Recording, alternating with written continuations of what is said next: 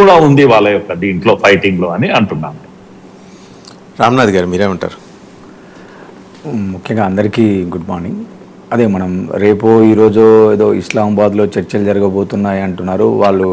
మనం ట్రంప్ యొక్క వ్యవహార శైలి చూస్తున్నాం. అంటే ఆయన పూటకు ఒక మాట గంటకు ఒక మాట ట్వీట్స్ చేయడం, అందరినీ ఒక గందరగోళంలో పడేయడం అన్నది అది ఒక నిరంతర ప్రక్రియ, అది ఒక రొటీన్ ప్రాక్టీస్ లాగా చూస్తున్నాం. ఈరోజు ఒకసారి ఏమంటాడు ఆయన 10 పాయింట్స్ ఫార్ములా వర్కబుల్ అంటున్నాడు. అంటే ఏదైతే ఇరాన్ ప్రపోజల్ పెట్టిందో ఆ పాయింట్ ఫార్ములాను ఇట్ ఈస్ ఏ వర్కబుల్ అంటున్నాడు. పీస్ ఇన్ ఇరాన్ అంటున్నాడు, పీస్ ఇన్ గల్ఫ్ కంట్రీస్ అంటున్నాడు. సో ఇలా రకరకాలుగా కన్ఫ్యూజన్ ఉంది. ఒక సైడు జేడి వాట్సన్ కానీ మిగతా వాళ్ళు కానీ వాళ్ళ యొక్క కామెంట్స్ డిఫరెన్స్ ఉన్నాయి. అంటే నేనేమంటానంటే ఈ 35 రోజులు 39 రోజుల యుద్ధంలో తెలుసుకున్నది ఏంటంటే ఏదో ఒక సామెత ఉంది.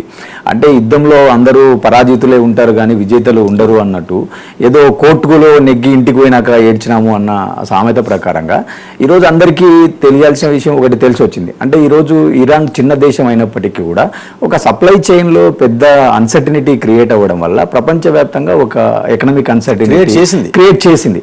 అంటే దీనివల్ల ఏంటంటే ఇండైరెక్ట్గా ప్రత్యక్షంగా పరోక్షంగా సంబంధం లేని వాళ్ళపైన కూడా ఒక భారం పడుతుంది.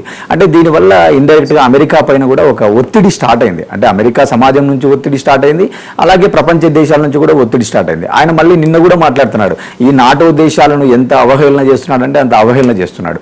ఒకవైపు ఇజ్రాయిల్ ఏమంటుంది, ఈ సీజ్ ఫైర్కు ఈ టాక్స్కు మద్దతు చెబుతూనే వాళ్ళు ఏమంటున్నారు, లెబనాన్ మేము దాంట్లో లేదని వాళ్ళు మాట్లాడుతున్నారు. పాకిస్తాన్ ఏమో అక్కడ అజెండాలో ఉందంటున్నారు. అంటే ఇందాక సార్ వాళ్ళు చెప్పినట్టుగా అంటే ఎన్ని కాన్ఫ్లిక్ట్స్ మధ్యన ఈ చర్చలు ముందుకు సాగడానికి చాలా పరిష్కార మార్గాలు లేవు అనేది కనపడుతుంది మనకు. అంటే స్పష్టంగా అంటే అక్కడ ఎవరికి క్లారిటీ లేదు. అంటే అమెరికా యొక్క ప్లాన్ బి అయి ఉండొచ్చు, లేదా ఇది ప్లాన్ సి అయి ఉండొచ్చు. ఎందుకంటే అమెరికా పైన చాలా ఒత్తిడి ఉంది. సో ఈ ఒత్తిడి ద్వారా అమెరికా ఏంటంటే, అమెరికా ఇన్ని రోజులు మనకేం చెప్పింది అంటే వాళ్ళు న్యూక్లియర్ వెపన్స్ యురేనియం తయారు చేస్తున్నారు కాబట్టి మేము దాడులు చేస్తున్నామని బయటికి చెప్పింది. ఈరోజు ఇరాన్ కూడా వాళ్ళు ఇచ్చిన 10 ఫార్ములాలో ఒక కండిషన్ పెట్టింది. ఏం పెట్టింది, మాకు న్యూక్లియర్ వెపన్స్ తయారు చేసుకునేటువంటి మాకు హక్కు ఉంది, ఆ హక్కును మేము కాపాడుకుంటామని చెప్తుంది. మా పైన ఉన్నటువంటి అన్ని శాంక్షన్స్ను యుఎస్ ఎత్తేయాలని చెప్తుంది. అలాగే యుఎన్ఓలో చేసినటువంటి తీర్మానాలన్నింటినీ ఎత్తేయాలని చెప్తుంది. అంటే ఎన్ని కండిషన్స్ను ఈరోజు అమెరికా ఒప్పుకునేటువంటి పరిస్థితి ఉందా? ఒకవేళ అమెరికా ఒప్పుకున్న కూడా ఇజ్రాయెల్ యాక్సెప్ట్ చేసేటువంటి పరిస్థితి ఉందా? సో ఇన్ని కండిషన్స్ మధ్యన మనకు ఏం కనపడుతుంది అంటే ఖచ్చితంగా ఒక గందరగోళం ఉంది.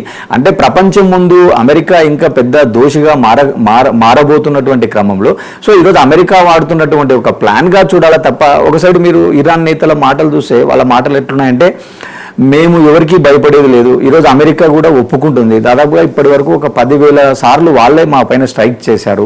మేము గల్ఫ్ కంట్రీస్లో కూడా ఎక్కడ సివిలైజేషన్ పైన మేము ఎప్పుడూ స్ట్రైక్స్ చేయలేదు. వాళ్ళు మాత్రం సివిలైజేషన్స్ పైన స్ట్రైక్స్ చేసి ఏదో మనం మాట్లాడుకున్నాం, ఒక స్కూల్ పైన దాడి చేసి దాదాపుగా 170 మంది పిల్లలు, అందులో అరబ్ దేశానికి చెందిన పిల్లలు కూడా చనిపోయారు. అంటే ఇవన్నీ చూస్తుంటే ఏమైపోతుందంటే ఇరాన్ కూడా వాళ్ళు కూడా చాలా స్ట్రాంగ్గానే ఉన్నారు. వాళ్ళు కూడా ఏదో ఈరోజు టాక్స్ అంటానే ఏదో మొత్తం మనం అనుకున్నట్టే జరిగిపోతుంది అనేటువంటి ఉద్దేశంతో పాకిస్తాన్కు రావడం లేదు. వాళ్ళు ఖచ్చితంగా ఏంటంటే ఈ ప్రపంచ దేశాలు ఏదైతే మనం other than America, other than Pakistan పెట్టుకుంటే ఇరాన్కు మిగతా దేశాలతో కూడా కొన్ని సంబంధాలు ఉన్నాయి. Like India, like China, like Russia. So ఇలాంటి దేశాలతో వాళ్ళకి సంబంధాలు ఉన్నాయి కాబట్టి వాళ్ళు కూడా ఈ నిరంతరం యుద్ధాన్ని కొనసాగించలేము. ఖచ్చితంగా ఏదో ఒక సందర్భంలో ఈ సీజ్ ఫైర్ అనేది కానీ, డైలాగ్స్ కానీ, డిస్కషన్స్ కానీ ఏదో ఒక దశలో స్టార్ట్ అవ్వాలి.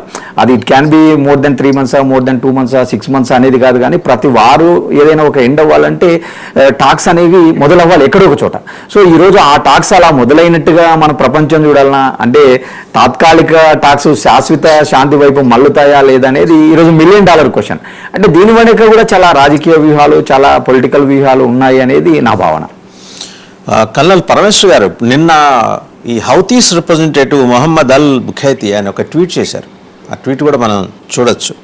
Any folly on the part of Israel enemy entity in new aggression against our people in Lebanon will be met with a response from Yemen with unprecedented force. We will not remain silent and will not abandon our brothers in Hezbollah whatever. చాలా stern warning ఇచ్చాడండి ఆయన. అంటే వాళ్ళు కూడా most unorganised asymmetric వార్ఫేర్లో కూడా organised unorganised ఉన్నాయి. Organised Iran చేస్తుంది, వీళ్ళు అన్ఆర్గనైజ్డ్. వీళ్ళు ఎటు నుంచి వస్తారు, ఎలా కొడతారు ఎవరికి అర్థం కాని విషయం. వాడు ఇప్పుడు రెడ్ సీ వైపు ఈ హౌతీస్ కనుక దాన్ని బ్లాక్ చేశారనుకోండి, ఒక చిన్న జలసంధి ఉంది అక్కడ, ఒక స్ట్రైట్ చేస్తే యూరోప్కి, ఆసియాకి వాణిజ్య సంబంధాలు పూర్తిగా కట్ అయిపోతాయి. ఇటు స్ట్రైట్ ఆఫ్ హార్మూజ్ ఆల్రెడీ నేను క్లోజ్ చేసినట్టు మళ్ళీ ఇరాన్ చెప్పింది. ఇప్పుడు హౌతీస్ అనే వాడిని ఇన్స్టిగేట్ చేసి ఇరాన్ వాడి చేత ఈ ప్రకటన ఇప్పించిందా, వాడు స్వతంత్రంగా చేశాడా అనే విషయం పక్కన పెడితే హౌతీస్ రంగంలోకి దిగితే ఇది బీభత్సం ఇంకో రకంగా ఉంటుంది. ఏమంటారు? కరెక్ట్ అండి. కానీ